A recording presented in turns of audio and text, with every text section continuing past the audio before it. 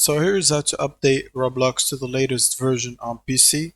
So first you will need to right click Roblox and then run as admin and then confirm, and that should bring the installer and start downloading any updates if available. And now let's wait for it to download and install any updates. Now if this method is not working for you, what you can do is click on the Windows bar here and search for time, and then click on date and time settings, and it should open this window. Make sure you have set time zone automatically is checked and turned on, as well as set time automatically.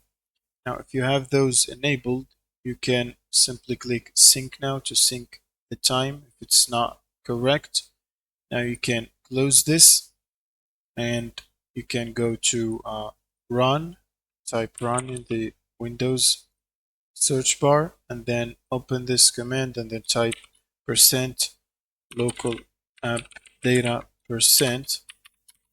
Now press OK or enter, and then look for Roblox in here.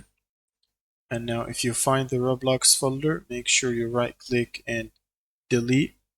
Press delete on the folder. And now once you delete the folder, you can go to open the browser and go to roblox.com, and then click on any experience and click on the play button here, then wait for it.